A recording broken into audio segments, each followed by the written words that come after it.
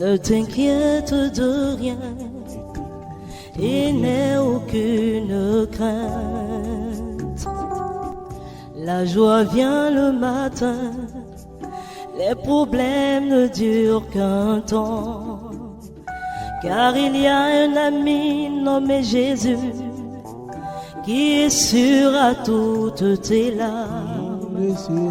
Shalom, bonjour, merci beaucoup d'avoir cliqué sur notre canal encore, merci beaucoup pour votre fidélité, que le Seigneur continue par vous acheminer vers votre salut. Et voilà, nous sommes là pour continuer avec nos réflexions et nous allons parler de pourquoi les enfants sont présentés à Jésus pour prier pour eux. Pourquoi les enfants sont présentés à Jésus afin de pouvoir prier pour eux. Nous avons vu un terme pareil tout au long de nos présentations à l'époque, je ne sais pas quand. C'est une modification sur le mot que nous allons voir aujourd'hui. Et voilà, en ce temps-là, nous allons prendre lecture de l'évangile de Saint Matthieu, chapitre 19, du verset 13 au 15. En ce temps-là, on présenta des enfants à Jésus pour qu'il leur impose la main en priant. Mais les disciples les écartèrent vivement. Jésus leur dit: laissez les enfants, ne les empêchez pas de venir à moi, car le royaume des cieux est à ceux qui leur ressemblent. Il leur imposa la main, puis il partit de là. Voilà, et la parole de Dieu que nous venons d'écouter. Et nous allons parler un peu de ce terme, pourquoi les parents présentent les enfants à Jésus pour qu'ils puissent prier pour eux.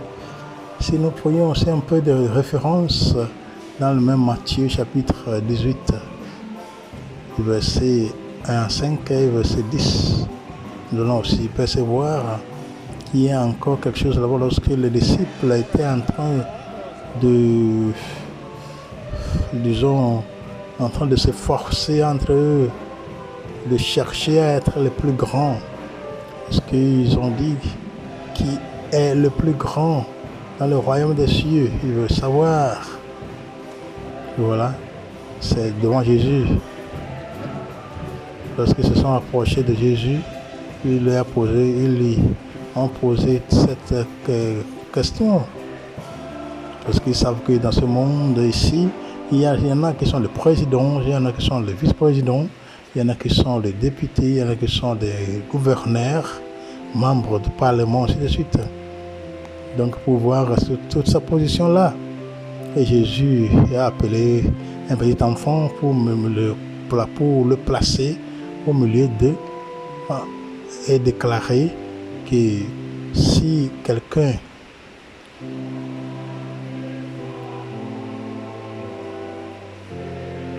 peut changer, si quelqu'un peut changer pour être comme un enfant, ou pour devenir comme un enfant, comme l'un de ses enfants, si on devient comme les enfants, on peut maintenant entrer dans le royaume des cieux. Je ne dis pas cela textuellement. Sinon c'est ça, amen, je vous le dis. Si vous ne changez pas pour devenir comme les enfants, vous n'entrerez pas dans le royaume des cieux. Vous voyez, mais celui qui se fera petit comme cet enfant, celui-là est le plus grand dans le royaume des cieux. Et celui qui accueille un enfant comme celui-ci, en mon nom, il m'accueille moi. Voilà. Jésus a parlé vivement des enfants comme ça. Vous voyez? Donc pour pouvoir entrer, maintenant c'est seulement la base pour voir ce que Jésus a fait avec les enfants. Et si nous entrons dans le texte même que nous venons de lire en Matthieu 19 là, verset 13 au 15, nous allons voir que le Christ a béni les enfants. C'est une image des parents pieux de religieux étroit, d'un Christ aimant du beau ciel. Et ouais, les enfants sont un signe. C'est l'amour des enfants. Vous voyez, qui n'aime pas les enfants? Nous aimons tous les enfants, n'est-ce pas? Sinon, nous marions, s'il n'y a pas d'enfants, est-ce qu'on est content? On n'est pas du tout content. Mais avec la présence d'enfants, nous sommes contents comme famille. On peut s'auto-affirmer, on peut s'enorgueillir. Vous voyez, parce que les enfants sont comme des fleurs, fraîcheur de nos foyers. Ils sont de nos maisons, ils sont des petits illusionnistes avec leur image naturelle. Cela en évoquant par leur sortilège ce qui navigue, ce qui ravit et enrichit tous les rangs. Sans les enfants, on est qui? On est personne. Donc le rapport des enfants à l'histoire de Jésus-Christ.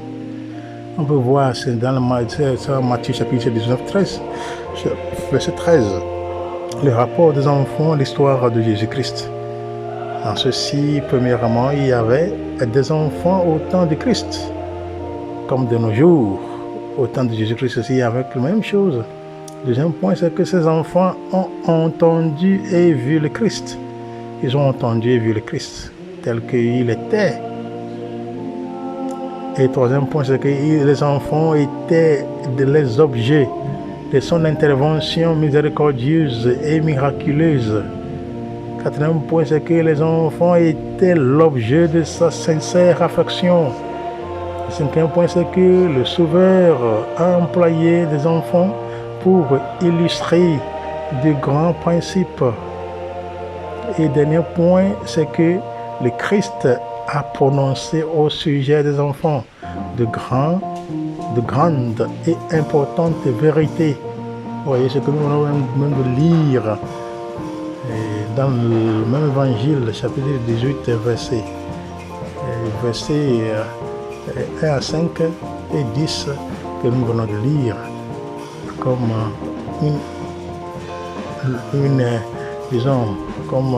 des récits explicatifs.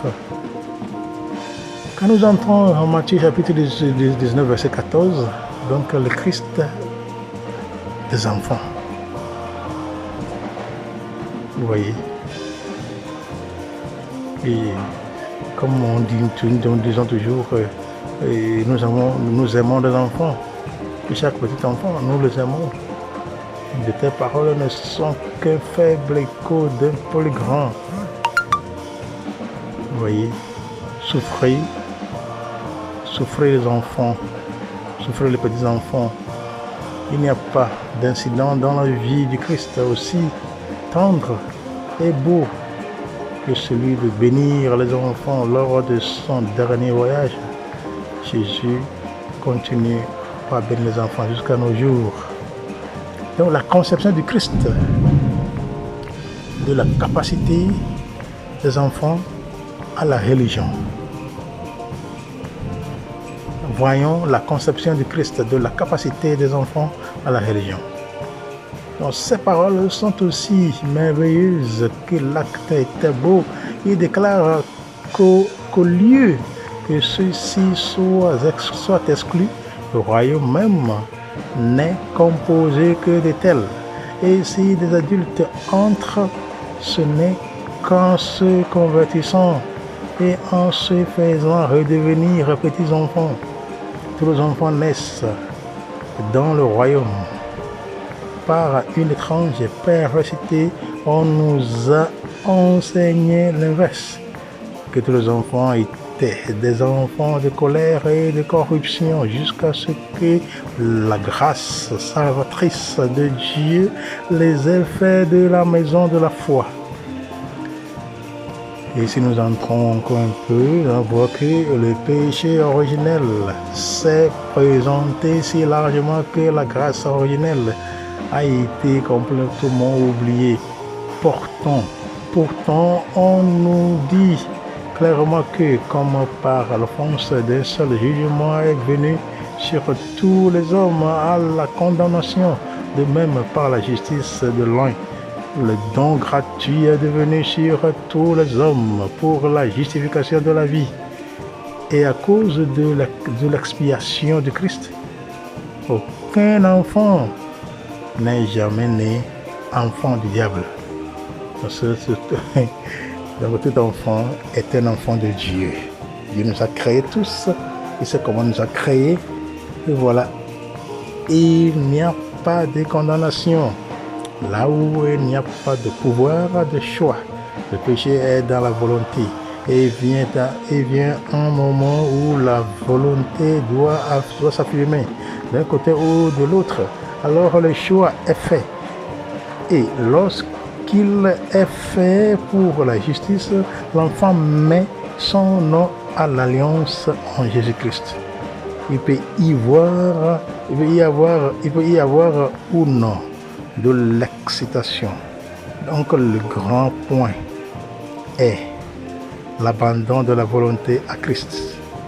La conversion n'est pas une partie nécessaire de la conversion. Si nous voulons encore élargir notre connaissance, quelle est la place de ces enfants-là dans l'Église? Quelle est la place des enfants-là dans l'Église?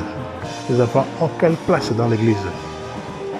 Quand nous parlons d'Église, nous parlons de l'Église universelle. Parce que dans chaque Église, petite ou grande, nous avons des enfants, n'est-ce pas? Peut-être que les parents sont là, les enfants ils sont là avec leurs parents. On ne peut pas faire sans être avec les enfants. Donc, la réprimande de Christ dans le temple déclare leur droit à une place dans son Église. Si son royaume est de tel, ils ne peuvent certainement pas être exclus du privilège de son Église. Et je suppose qu'ils ont une place qui leur est propre, à la fois dans son culte et dans son service. Ayant sous-estimé leur capacité, il fallait s'attendre à ce que leurs revendications soient ignorées. Il y a peu de temps, les étudiants d'un collège théologique ont invoqué à chaque église de leur confession une jolie petite carte à accrocher en chair à un endroit susceptible d'attirer l'attention du prédicateur avec l'exhortation. Souvenez-vous des enfants. Une demande en aucun cas justifiée dans la société pour la prévention de la cruauté envers les enfants pourrait trouver une large place pour sa mission dans plusieurs de nos églises. Vous voyez? Et si nous voulons encore aller un peu plus loin, nous allons voir dans l'enseignement de Christ la vie d'un enfant est la vie idéale. La vie d'un enfant est la vie idéale. Ça, c'est dans l'enseignement de Christ. Vous voyez? Donc, c'est nécessaire d'entrer un peu voir. Donc, une telle norme est unique. Le monde exalte la force, la bravoure, la majesté, la sagesse, la richesse, la douceur est la vraie force. L'humilité, le chemin de l'exaltation. Simplicité, la plus vraie sagesse. Faites confiance à la plus grande sauvegarde. Et aime la clé qui ouvre les trésors du monde. Donc, il y a la réclamation des enfants. La réclamation des enfants. Premier. L'économie chrétienne nous demande de consacrer la plus grande partie de notre temps et de notre attention aux jeunes en considérant qu'il y a une plus grande probabilité que nos efforts réussissent. Comparativement, peu de personnes se convertissent après 20 ans. La grande majorité de nos églises en qui nous avons quelque confiance étaient sujets de sérieuses impression à l'âge de 15 ans. Beaucoup d'entre eux avant l'âge de 12 ans. Vous voyez, c'est bon de toujours y rester à côté des enfants parce qu'ils ont besoin d'être encadrés.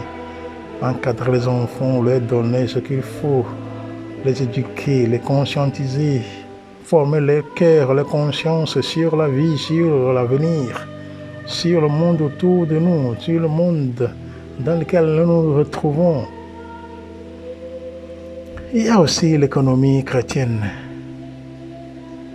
Donc l'économie chrétienne nous conseille de consacrer nos principaux efforts aux jeunes sous la considération que nous obtiendrons d'une meilleure piété pour la gloire de Dieu. Oui, si nous laissons les enfants, les jeunes comme ça en l'air, ils font ce qu'ils veulent et ils ne veulent jamais aboutir ce que le Seigneur leur a réservé. Autre point, c'est que l'Église est plus dépendante pour la prospérité de la conversion des jeunes que de celle des vieillards. Justement parce que les vieillards sont déjà passés, c'est déjà passé, le temps est déjà passé. Il faut former les jeunes, il faut les former dès le bas âge, dès l'enfance. Par exemple, qu'on n'insulte pas, qu'on ne se bagarre pas avec ses frères et sœurs, on n'utilise pas de mots grossiers, et ainsi de suite. On les éduque dès le bas âge, donc ils grandissent avec. Étant jeunes vont mieux. Un petit qui va penser comme un adulte. Vous voyez, c'est à cause des efforts que les parents, que les vieillards ont mis sur place. Les parents ont mis sur place, les gardiens des enfants ont mis sur place. Il y a autre point, petit point, c'est que l'éducation des enfants est à la fois plus agréable et plus profitable au maître lui-même. Jésus-Christ a pris ça sur soi-même pour pouvoir éduquer les enfants. Donc, nous parlons maintenant d'enfance et jeunesse. Vous voyez, enfance et jeunesse. Vous voyez qu'il y a ce pont-là qui est entre les deux, l'enfance et la jeunesse. Ce que nous apprenons au bas âge, ça nous aide à pouvoir entrer dans la jeunesse. C'est comme, du coup, enfant de jardin à l'école, enfant de jardin, puis de là, enfant de jardin, on entre dans l'école primaire. Donc il y a ce pont toujours qui continue du corps primaire au collège, et du collège au lycée, et de lycée voilà, à l'université, ainsi de suite. Donc il y a ce lien qui existe toujours. Donc maintenant, enfance et jeunesse. Une déducation de ces précieuses paroles du Christ est l'importance de chercher à gagner les enfants pour le Christ alors qu'ils sont encore enfants, avant que les mauvais jours ne viennent ou les années approchent, quand ils seront enclins à dire qu'ils n'aient aucun plaisir en lui. C'est une chose triste de penser combien bientôt la susceptibilité de la nature enfantine peut se durcir à l'impénétrabilité que l'on trouve parfois même dans la jeunesse. N'y a-t-il pas une suggestion de cela dans l'histoire du jeune homme qui suit immédiatement? Vous voyez, donc nous avons beaucoup de ces questions à se poser en tout temps lorsque nous sommes en face des enfants, en face aux jeunes. Il y a aussi un petit point là, il y a la tendresse aux enfants. Il faut être toujours tendre, souple, oui, tendresse aux enfants.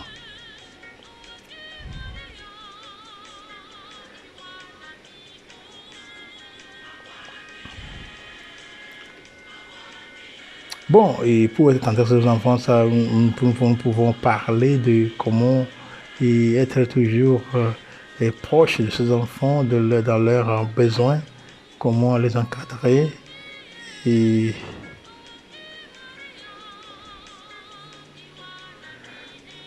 comment peut-être réserver un certain Ils ont un certain accueil à ces enfants-là, ces jeunes-là, comment les bénir. Vous pouvez bénir les jeunes, bénir les jeunes et leurs parents. Par exemple, si les parents amènent les enfants à être bénis, on les bénit. On leur donne des conseils. Et il faut savoir que chaque fois qu'on caresse les enfants, ils sont contents. Même nos jeunes, les petits, voilà, oh, tu es mon enfant, toi, là, tu es toujours bon, tu es toujours intelligent, je sais que tu vas réussir. Et voilà, va réussir. Voilà. Et on met les mains sur la tête, sur les têtes des enfants. Vous voyez? On met nos mains sur les têtes des enfants pour les bénir. On bénit les enfants en mettant les mains sur leur tête. C'est nécessaire. C'est un signe de bénédiction, de grande bénédiction. Lorsque des parents mettent leurs mains ou bien imposent leurs mains sur les têtes des enfants sont vraiment contents de recevoir les mains de leurs parents sur les têtes. Il y a aussi qui mettent sur le cœur, c'est ça. On met nos mains sur la tête et le cœur des enfants. Bénédiction. Je suis vraiment désolé pour cette perturbation du téléphone, d'appareil. Et voilà, si nous continuons un peu pour pouvoir conclure ce que nous sommes en train de dire, il faut savoir que les enfants ont en eux les valeurs du royaume des cieux. Ça veut dire candeur, innocence, pureté d'esprit, saine affectivité et spontanéité de relation. C'est en devenant alors un véritable enfant spirituel qu'on peut naturellement ordonner sa vie vers les biens célestes. Demandons à Dieu le Père Tout-Puissant le renouvellement de notre cœur en vue d'un renouveau de vie avec lui. Et où nous allons dire encore, crée en moi un cœur pur, ô mon Dieu, ne me chasse pas loin de ta face. C'est que nous allons prier toujours, demander l'assistance divine, d'être avec nous, d'être toujours humble pour rester intact, toujours accueillant de sa parole qui vienne nous vivifier, nous fortifier.